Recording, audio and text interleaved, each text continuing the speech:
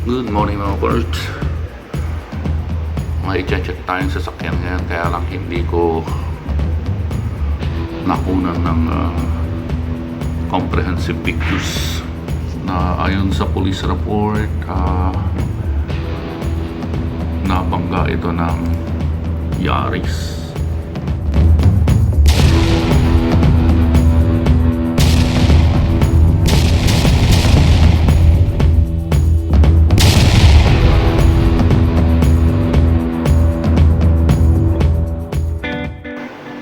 May i-check tayong sasakyan ngayon, kaya lang hindi ko nakunan ng comprehensive pictures. Pero ito yung damage. Ayan.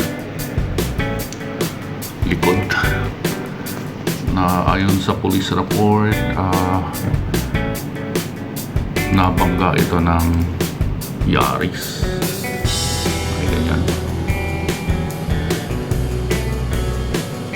So ito yung pick up natin. Ito yung Yaris.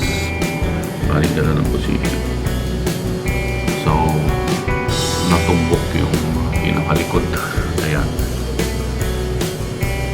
Isa pang pictures na naibigay sa atin is ayan. Ito. Ayan. Yung kaliwang bumper niya. Balik ganyan. Check natin yung mga parts. Isang sasakyan ulit mula dun sa pinupuri nating workshop. Dineliver mismo ng may-ari. May-ari ng Najam Al Nasser. Mukhang bago na naman to. Yan yung sinasabi namin, yung sinasabi ko lagi na kahit maliit na portion lang yung gagawin niya, ginagawa niya na talagang mukhang bago. Rear portion o to.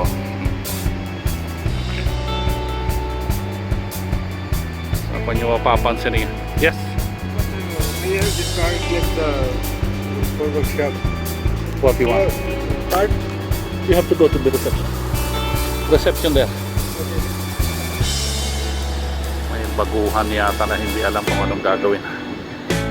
So bali ito yung ano nga, bangga dati, mukhang bago na naman. So let's meet the owner of Najam Al Nasser, Mr. Javeed. Good afternoon, boss. How are you, boss? Please meet Mr. Javeed, the CEO of Najam Al Nasser. So siya yung lagi natin itinipicture. Hi boss, how are you? How about you? I'm good, thank you. Okay.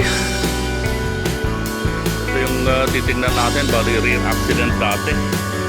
Pero ikutan na natin, baka naman may problemang nangyari sa labas. Hari na ay wala. Ito dati na to.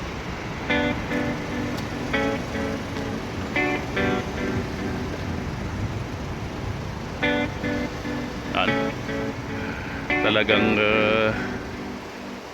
pinasadahan ng ano to, policing ulit. Medyo bago-bago pa kayo sa yung sasakyan eh.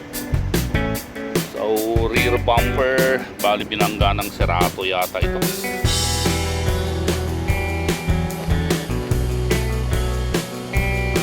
Okay, ito yata yung pinaka-concern natin. Ito yung malaki yung tama eh. Malaki yung bangga. So yung alignment niya okay naman, pare-pareho. Tingnan natin yung serato, ibig sabihin baba lang yun. Dito lang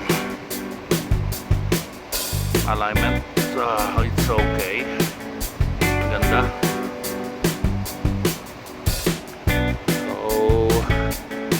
Pwede natin palabasin to mga parts.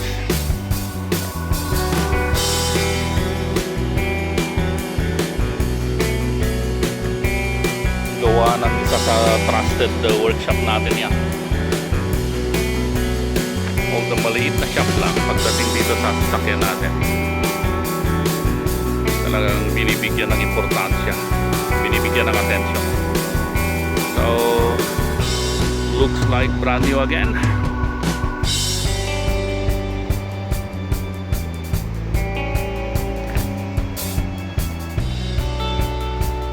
So okay, pwede natin palabasin to mga parts.